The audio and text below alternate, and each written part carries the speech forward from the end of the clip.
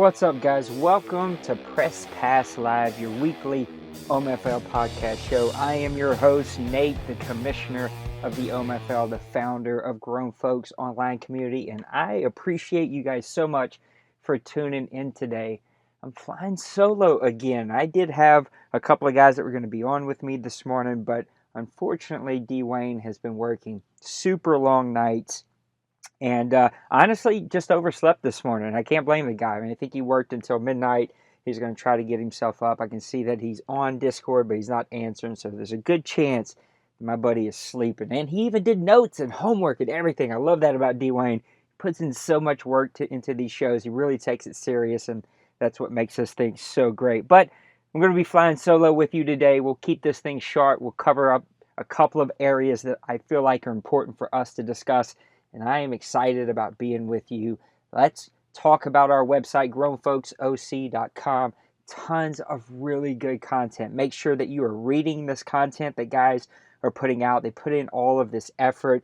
Lots and lots and lots of good stuff on there. You can see the latest Press Pass Live on there. Of course, you can find that in Discord. Also, tons of good forum posts. Remember, whenever you make your content a blog post, that top right corner, you can just select a button, put it into Team News. It will automatically make a forum post for you. It just makes it super easy.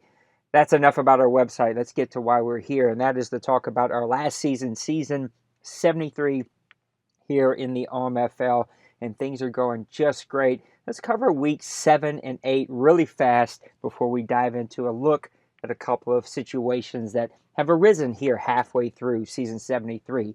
The Bears fall to the Vikings 30-10. Those Bears started off red hot. I want to say they were 3-0, so they're on a little bit of a skid here. I know that the owner is really frustrated with his team. He's trying so hard to make this work, and he just can't seem to get over that hump. But hang in there, buddy. Madden 18 is coming, and you're going to get your favorite team back. The Jaguars beat the Bills 30-3. The Bengals beat the Browns 41-13. The Falcons beat the Giants 40-6. The Seahawks 22, the Packers 0. The Jets 26 over the Patriots 24. The Buccaneers 31, the Saints 16. The Broncos 28, the Raiders 0. The Chiefs 31, the Chargers 16. The Colts 26, the Rams 13. The Cowboys 17, the Redskins 0. The Lions 33, the Cardinals 28. The Ravens beat the Steelers in a close one 17-14. And then finally, the Titans beat the Texans 24-20. And that is a look at your Week 7 games. Now let's go over and look at Week 8 really fast. Week 8, the Bills fall to the Patriots 44-38. Those Bills really have shown some highlights throughout the season, but have had a hard time with such a young team really getting over the hump there. The Dolphins 16, the Browns 23. The Eagles 34, the Raiders 6. The Giants 34, the Saints 27. The Buccaneers with a 20-17 victory over the Patriots. The Cardinals 17, the Packers 9. The Chiefs 21, the Broncos 10. The Falcons beat the Cowboys 20-17. A good contested battle there. The Seahawks 35, the Rams 25. The Seahawks are quietly making a little bit of a comeback. That is a massive victory there for them. The Steelers 23, the Bears 7. The Texans 30, the 49ers 10, the Titans 44, the Colts 34. So a big victory for those Titans. We talked about them last week over the Colts. And then finally, the Vikings 41 and the Ravens 28. And that is a look at weeks 7 and 8 here in the OMFL. So catches us up. There were some big games there. You can especially see in week 7, there were just some teams that things got away from. There were a couple of blowout victories there, but week 8, there was a lot more closer games. And my only concern, and this always happens when you hit that last season before the next Madden, teams just give up. I mean, there really is nothing to play for other than the sake of playing. And if a guy is already frustrated with his team and frustrated with playing, they just stop trying. So I'm hoping that we kind of break that, and if those teams play spoiler and make these winning teams that are going to make the playoffs earn it, because that's what we want this last season. We don't want a throwaway champion. Let's talk about the Green Bay Packers. Now, they're sitting at 1-6. Now, this is a team 85 overall that 2 seasons ago found their franchise running back and really began to go on a run, but for the last 2 seasons have struggled mightily. And I can't quite put my finger on why. And so let's talk about those Green Bay Packers and what is keeping them from winning so consistently. Well, first, let's just go ahead and just talk about the thing that they're supposed to be really good at, and that is offense. I mean, you have Aaron Rodgers, all right? You've got the superstar franchise quarterback. You drafted DeMarcus Good 2 seasons ago, who just absolutely tore up the place. Now, there's been some movement there with his wide receiver position. He's never really had a tight end that has shined. But really and truly, you had Aaron Rodgers and you had the franchise running back and Good. And 2 seasons ago, you were tearing up the league. But this year, you're last in points, last in yards, last in passing, 24th in rushing.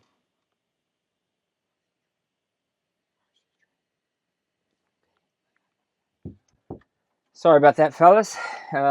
Life never stops, even when we're trying to do this. So I had to do something with my son really fast. Back to this. So the Packers, even though they have all these great players, they're not putting it together. I mean, you're only averaging 11 points. You're only averaging right over 200 yards and only 120 yards passing from Aaron Rodgers. I played him a few weeks ago, and he seems to just rely totally and completely on the running game, and Good is just not having that season that he's supposed to have. If you look at their defense, they really are good enough to win. I mean, you're 15th in points, you're 6th in yards, 3rd in passing yards. So you have this great passing defense. 24th in rushing yards is not too terrible. I mean, you want to see that to be a little bit better, but you can win with that defense. But yet, he's only put together one win all season. Looking at Aaron Rodgers, 3 touchdowns to 17 interceptions, a 40 quarterback rating, 19 sacks, 48.5 completion percentage in less than 1,000 yards. Even if we take that a step further and look at his running back situation, DeMarcus Good is only averaging 3.6 yards a carry, only 2 touchdowns, less than 400 yards a game. Sensabaugh, who's another really dynamic running back, only 3.5 yards per carry. So clearly, there is some offensive line issues here that the Packers should have addressed. If you look at the rest of his stats, I mean, Lacey Meeks is a playmaker. This guy can play. Des Bryant is still making plays for them, but Lacey Meeks, DeMarcus Good, and Aaron Rodgers should be a combination that is much better than 32nd in the league. And I can't quite tell you why that is exactly. This defense is plenty good enough to win with. Rushing has 3 sacks. Richie has 4 sacks. Morton has 3. You even throw in Munson, who has 3 interceptions. Trufant has 2 interceptions. There are definitely some playmakers on this team, but they're not putting it all together. And Aaron Rodgers, I'm pointing completely and solely at you, and that offensive game plan is just not where it should be. So I want to talk about the New Orleans Saints next. Talking about teams that has really put together a great, talented squad. I mean, Chaotic is one of those players that has really had to fight and scrape at this roster. But if you look at it, he is sitting at 95 overall. He's done such a great job of really rebuilding this team from offensive line to receiver to quarterback to running back. I mean, he really has rebuilt this roster. And then last season seemed to have all the pieces come together as he made a run into the playoffs. But this season, we're sitting at 1-6, and for a 95 overall team, that just shouldn't be. So let's take a look at the New Orleans Saints and talk about what has happened to them. If you look at their offense, they are struggling there, and that has been his problem from the get-go here. But for whatever reason, things aren't coming together for him. You're 25th in points, 28th in yards, 19th in passing, and dead last in rushing. Now, I know that this team has had a plethora of different running backs on this team, and he's really got a great offensive line that he's built through the draft and through a few trades, especially with the Dallas Cowboys, but it just hasn't come together this season. I think that can be said for a lot of teams that are normally powerhouses here. It just didn't come together for this year. On defense, you're 27th in points, 11th in total yards, 17th in passing yards, and 10th in rushing yards. So he's stopping the run. He's keeping teams from gaining a ton of yards and really not too bad in the passing department, but giving up a lot of touchdowns. And I think the reason that is because the offense is not converting on third downs and he's causing too many turnovers. I mean, let's just look at Tyler Mesko, 56.2 completion percentage, 10 touchdowns, but 11 interceptions. He's only given up 8 sacks, so that's not too bad, but a quarterback rating of 75.3. And then again, let's talk about the running back situation. Davies got a lot of carries. Holman's got a lot of carries. And then Hill is really the workhorse. But Davy and Hill are averaging under 3.5 yards a carry. Hill only has 201 yards total in the year. Only 3 total touchdowns combined. Really, Holman has been the big play guy for them. He's got a long of 51. He's averaging 5.7 yards per carry. He's got almost 100 yards on 17 carries. Something may need to happen there where he begins to turn that attention over. I don't know what's going on, but if Dewayne can come back and join us, let's get back in there talking about the Saints. I'm sorry for this. We're not professionals, right? We're just trying to figure this out. This is probably the last way that we do our podcast this way. We're trying to create some new ways of doing it, and hopefully we'll unveil that here really, really soon. But let's get back in here. McCord is really playing well for those Saints. He's averaging 13.5 yards per reception. No touchdowns, though, but 25 receptions for 338 yards. Jalen Strong is a really big play guy for them, averaging 15.8 on 17 receptions. And really, the defense is plenty good enough to win. Tyrann Mathieu is really the big guy there with 3 interceptions, 24 tackles. They have that defensive backfield that the Cardinals had a few seasons ago of Eric Reed and Tyrann Mathieu, and it seems to be playing much better for them than it was for me. Corey Pierce has 5 sacks. Lucky has 3. Cravens has 4. So they have the playmakers here, but for whatever reason, they've struggled to put it all together. And I think that the thing I'm going to point to is the lack of gaining first downs on third down and the lack of rushing yards. I mean, he's 31st in the league. There's only one team that's worse than him, and he's really having a hard time of putting this all together. And those Saints really are a much better team than their record is showing right now. And that is a look at the New Orleans Saints. Let's get back into it really fast so that I can make up some time here. So we were talking about the Green Bay Packers. We covered all the games. We talked about the Saints. We got through all the technical difficulties. Oh, my God, I hate technical difficulties. But, again, we are not professionals. And Dewayne woke up from his nap. But don't worry, Dewayne. I've already explained to everybody that you've been working stupid, crazy hours, and you were working until midnight last night. So we totally understand why you were asleep. And, yeah, I appreciate that you take this so seriously and that you woke up to join us. So now that I got a co-host, let's jump back into it. Let's talk about Andrew Luck. Now, Andrew Luck is having an outstanding season. I want to know, though, is he enough to help carry the Colts? They're sitting at 4-4. They're 93 overall. They've got one of the top offenses in the league. Some struggles on defense, though. But is Andrew Luck, in the season that he's having, is that enough to carry the Indianapolis Colts into the playoffs? He is having a great season, which, like I said, he's had an under Colin, who's a great quarterback user. He's had a great season, but in my opinion, I don't think he's enough unless the defense can turn around. And as great as Luck's playing, he's still turning the ball over a little too much. He has 15 interceptions through 8 games right now. But I just don't think he can carry it because, like I said, the defense is not playing extremely well. I think they're on the lower third of everything except for rush defense. And if your defense isn't playing very good, you can't afford to turn the ball over. You can afford your defense to slip a little bit and he's fantastic on offense. But you just can't afford to turn the ball over that much. And I think if he cuts down the turnovers, I do think Luck can carry it if Luck doesn't turn the ball over. But with Luck turning the ball over that much, I think he's going to have a little bit better defense to carry him through this season.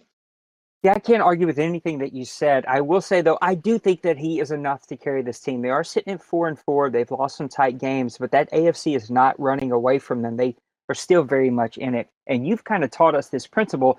If you're good at stopping people's run, then you have an opportunity to win. And that is what he's doing. I mean, yeah, he's not a top 10 rush defense yet, but he is 13th. He's right there on the cusp. He's plenty good enough at stopping the run to be able to win. And I think if you're causing people to pass that much and not rely on their run, you're going to get the turnovers. Now, yes, Andrew Luck has to stop turning the ball over so much. 15 interceptions is too many, but the guy's sitting at 2,100 yards, a 65.7 completion percentage, and 22 touchdowns is outstanding. And if it were just him, I'd say no, he's not enough. But let's look at a couple of their other stats.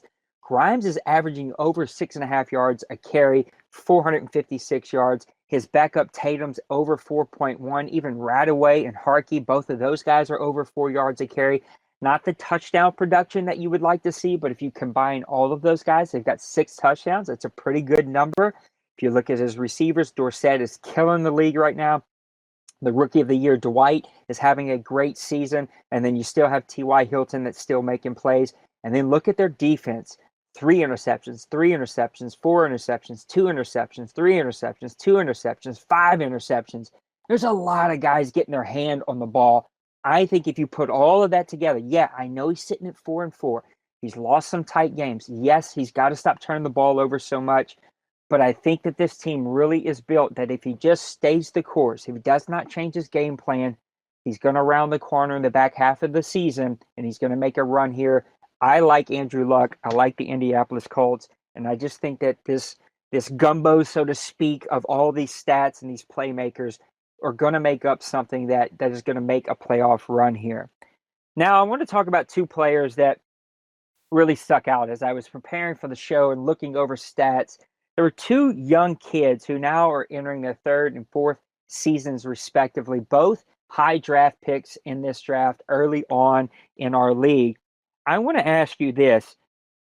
C.J. Cochran, middle linebacker for the Cleveland Browns, and Quindarius Felton, free safety for the Dallas Cowboys, 2 really big playmakers for both of these teams respectively. These are kind of cornerstones of these defenses. If you were starting a defense today and you had to start with one of these young players, I think I know where you're going to go with this, but who are you taking? Are you taking Felton? Are you taking Cochran? Who would you like to start your defense with? Well, it was a lot tougher call than I thought, because anybody knows I really love hard hitting safeties. I love safeties. I always build my defense around a safety, but it was real hard between both these guys. You had Felton, who's your prototypical 6 foot, 203 pound safety. He's a hard hitter, not quite as hard hitter as I like to have, but he is a good hitter. And for the last 2 seasons, he's really headed this Cowboys defense after sitting on the sidelines for the first couple of years. And on the opposite spectrum, you got C.J. Cochran, who's a 6'1", 230-pound middle linebacker from a small school, just like Felton. Felton's from Kent State. Cochran's from Florida A&M. But Cochran jumped in day one and has been a starter for Outlaw, and has been a very, very good middle linebacker for him. And he's got exactly what I do love: 89 hit power, 80 play recognition. He's a good 81 zone for middle linebacker, which is very good. And 88 speed, 90 acceleration. Man, it's hard to bet against that. And I'm actually going to go against everything in me and pick against the free safety this one time. I really am impressed by C.J. Cochran. Man, he's just got all the tools to be a great middle linebacker. Like I said, he can knock your head off. He's fast enough to guard you in coverage. They're both the same age, 26 years old. And it's tough to pick against Cochran as much as I want to pick the safety. If Felton had more of that Harrison Smith, Count O'Neill hit power, this would not even be a decision. But 79 hit power, man, I want to see a little bit more. And I know not everybody's like me. Not everybody cares about the hit power, and nobody wants a linebacker roaming center field for him, but I do.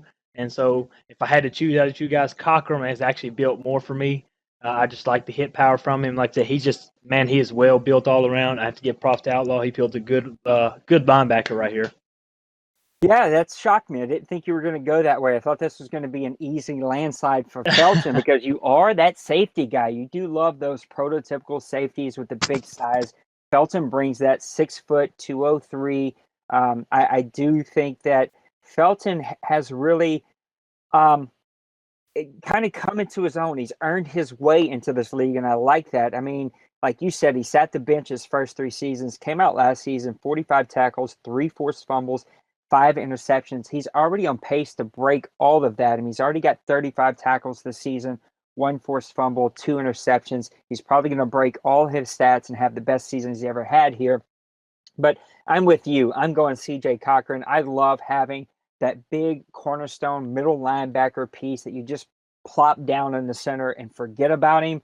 And that's what Cochran is. He has earned his way also into this league. He started out with 41 tackles, 3 sacks, 2 forced fumbles, 2 interceptions his rookie year. I think he was even in for Rookie of the Year voting. And he's kind of just added to that, but he's going to shatter all of his stats this season. Now, he doesn't have a sack yet. He's already at 37 tackles, so he's going to shatter his tackle record. He's already got 2 forced fumbles. He doesn't have any interceptions yet, but he is making plays for the Cleveland Browns, who are MIA right at the second. Outlaw's just got some other stuff in his life that he has to tend to, and so right now this team is a little bit hit and miss. But even with that, you're not going to walk into Cleveland and not have to think about CJ Cochran. He's a playmaker. Give me the playmaker that I can plop down in the middle and forget about him. I think it's much easier to find those guys on the outside. I think you've proven, though, that having that stud outside guy, that free safety, that strong safety really can make a massive difference. I mean, you beat me in a playoff game just because you had studs back there picking the ball off at every shot they have. But I think I would go more of the Ducks route, having that stud linebacker that you plop down, forget about. CJ Cochran is that guy. So I'm glad that you actually made it here with us. And I hate doing these shows all by myself, but we've made it through. We are sitting in week number 9, I think, in the OMFL. So it is my bye week. I get a little bit of a breather here before we get into the last round of the season. A lot of nice races here are starting to develop. The NFC South, though it looked like it was going to be a runaway, is not. The NFC West, which is usually a powerhouse, everybody's kind of clumped there together. The NFC North is still trying to work its way out. The East has got a bunch of tight races. If you look over the AFC, a couple of powerhouses in the Chiefs, the Jacksonville Jaguars, and the Cincinnati Bengals. But Baltimore Ravens, Tennessee Titans, those guys are not letting them get away with it. And then the AFC East, it's really going to be who wants to actually be the last man standing there.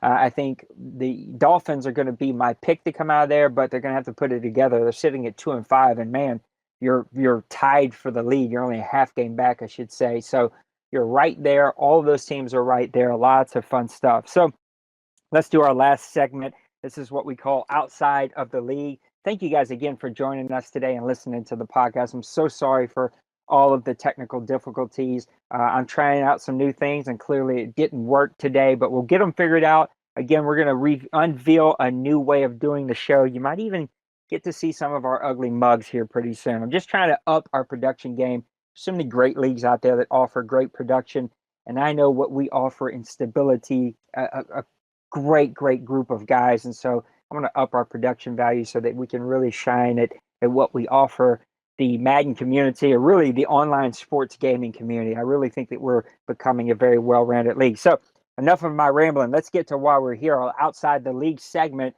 So Dewayne, we have announced that we're going to be doing another CFM roundtable. It's going to be next Friday night. We've got a lot of guests that are going to be joining us.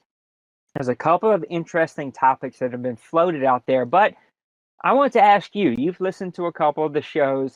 If you were on the show, which I still got some guys begging me to have some of my own guys on the show, I'd love to have some of our own guys. It just hasn't worked out where any of you could be on. But if you have an opportunity, what would you like to hear all of the guys discuss? What would you like to discuss and give your input on as we discuss Madden 18?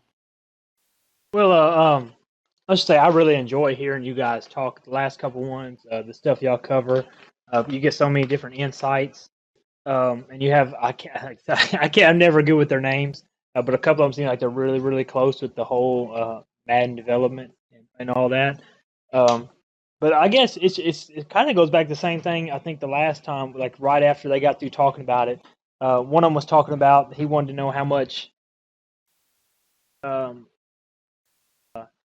was putting towards just the franchise or the CFM part of it, how much their budget was.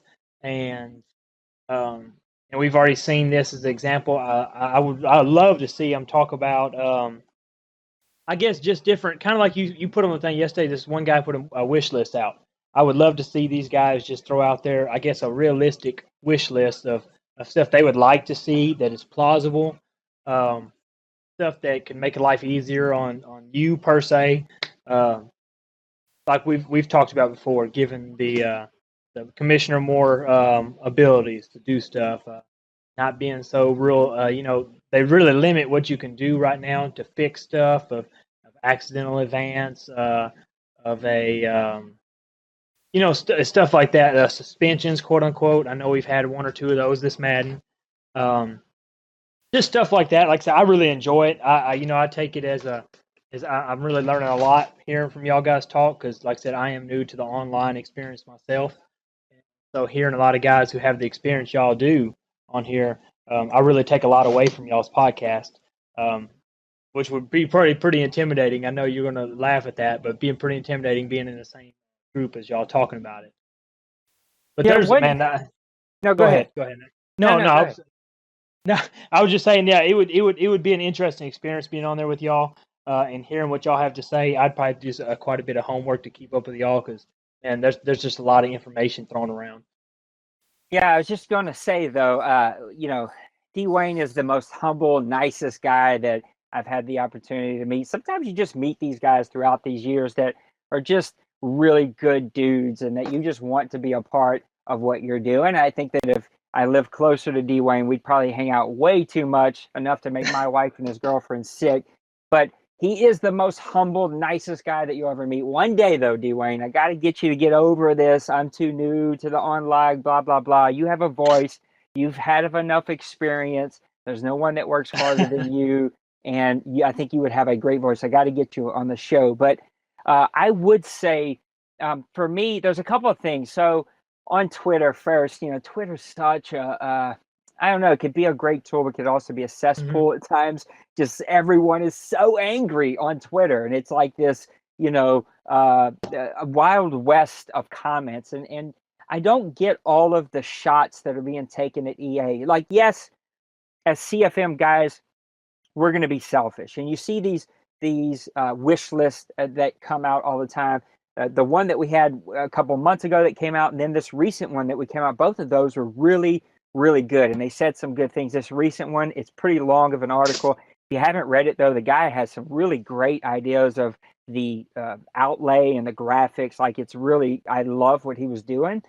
But at the same time, I think that there has to be some realistic expectations about where we are Mm-hmm. in this community. And the fact is that the Madden game is not all about CFM. And at the end of the day, it is a business made to make money. And so, of course, MUT is going to get a ton of the attention. Yes, I agree.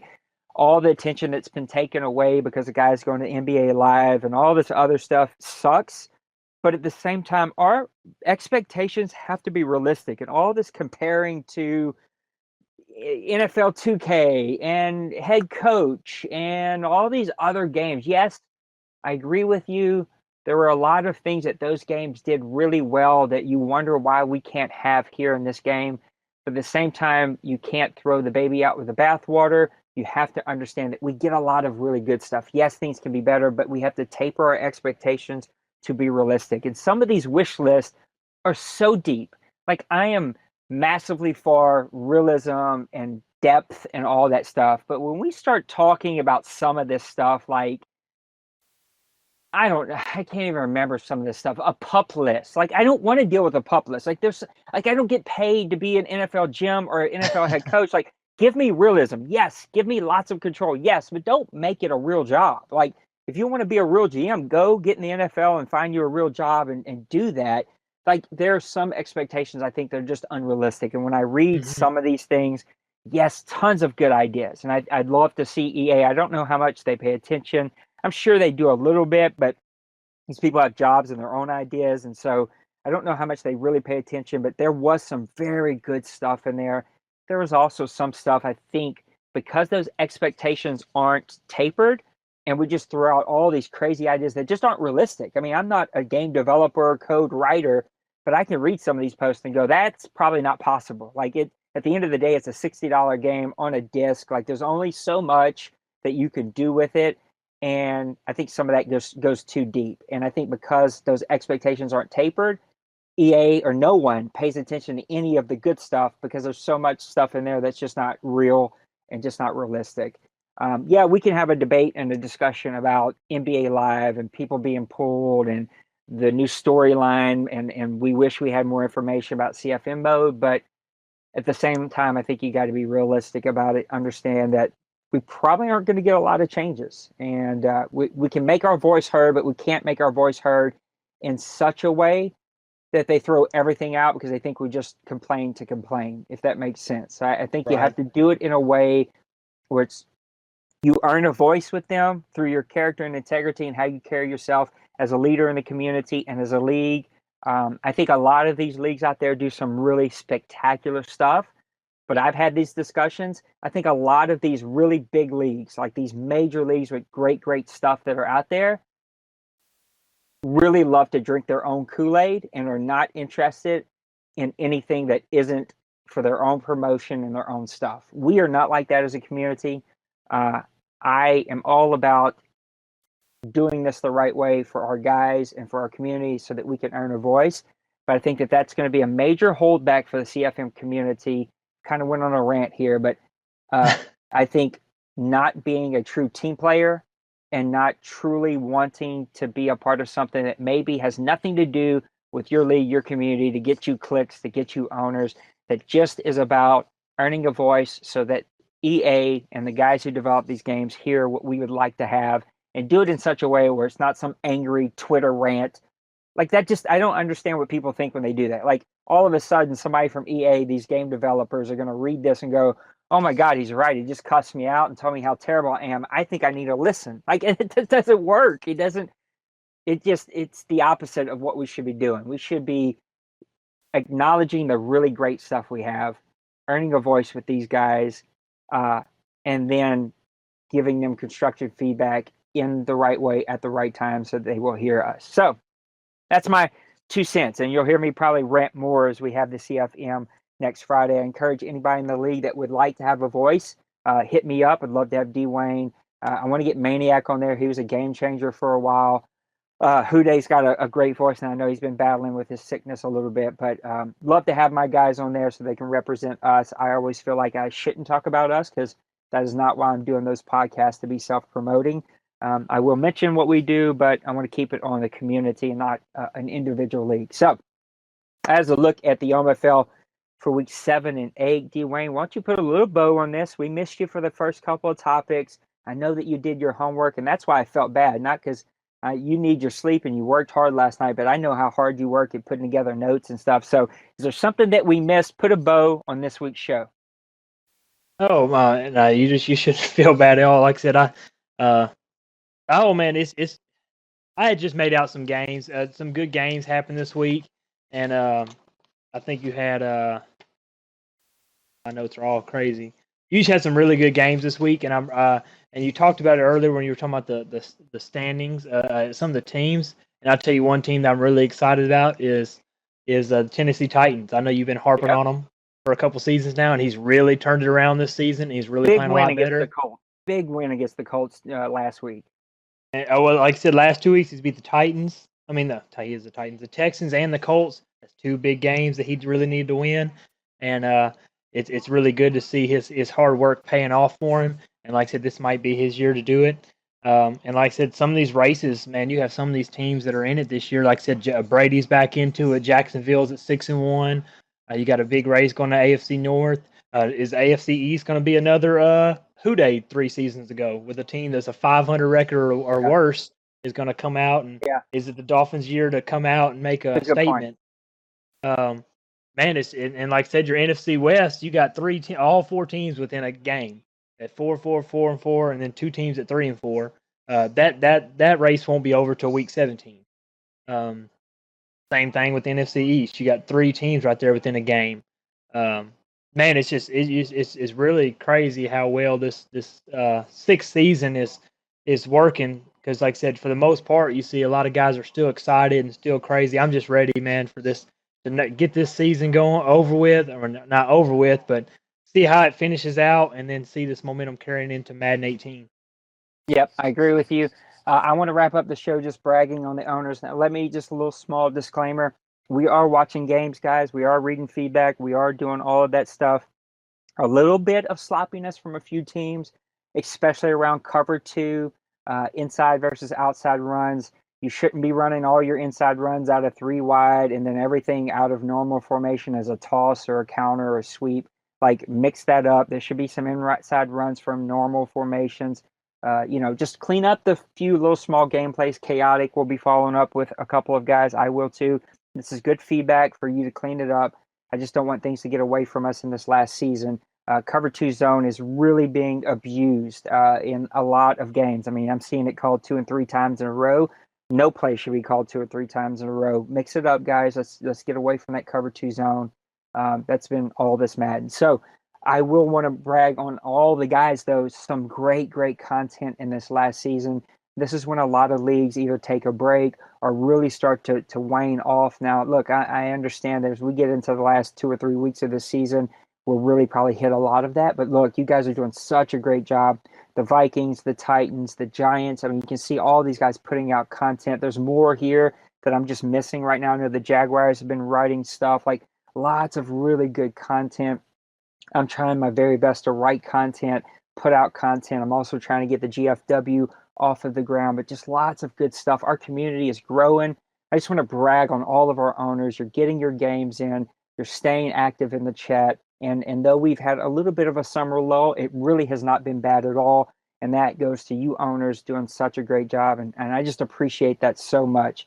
As we really turn towards Madden 18 these last couple of weeks, we will be looking at activity and games and content and deciding when you put that with gameplay, if there's some questionable gameplay and no activity, I'm sorry, but we may not invite you back. But if there is one or the other, then there's some stuff that we can work with. I hope that all of our guys get invited back, but we'll make those decisions in the next 8 weeks or so. The community's growing, fellas. The OMFL 2 is filling up quickly. The Grown Folks Football Club is still playing. We've missed the last couple of nights, but hopefully we'll play this weekend.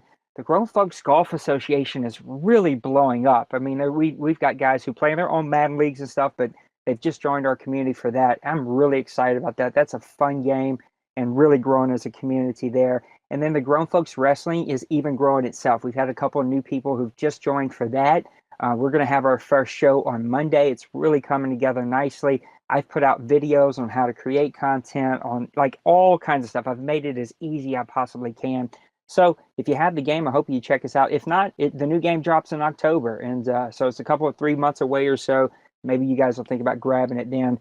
But we offer so much good stuff and so many good dudes. And I'm just bragging on our community. Without guys like Dewayne and Dawson and Chaotic and Houday and Maniac and just all of our good guys like Mo and Ducks. We have so many good dudes, and I appreciate them all so much. All the guys who just joined our golf association, thank you for joining us and coming to play with us. Anything we can offer to make your gaming experience better, I want to do that. I've created that whole community chat, just trying to get the whole community to be able to connect because we just have good dudes. And I want guys to know that. So, Dewayne, thank you for joining me, man. Go get you a little cat nap if you have to. Or do you have to work tonight? Yes, I will be going back to work tonight. Well, fight through it, my friend. I'm off next week, so hopefully you and I can do some gaming together. I got a little staycation that I'm doing. But for all the leadership here in the OMFL, thank you so much for tuning in, fighting through our technical difficulties with us. We appreciate you so much. You're the reason that we do this, right? We have a little motto on the board. We do more so that owners can experience more.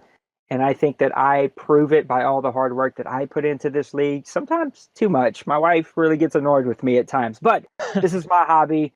I appreciate you guys, and I want to work hard to give you the very best of everything I have the skills to do. And I think that we're doing that. So thank you so much. Thank you. A special shout out to Bleeding. He rejoined us. He's getting ready for Madden 18 if and when we get a team open. And he's also been helping us with some coding issues because he's a coder and he knows how to do that stuff. So he's really helping me out. And if you listen to this Bleeding, I appreciate you. Thank you so much. So enough of my rambling. I rambled today. I'm sorry, Dewayne. I'm going to shut up. I promise. So for all the ownership here in the OMFL, the board, the leadership, thank you so much. This has been Press Pass Live for the OMFL. We'll see you next week. Peace.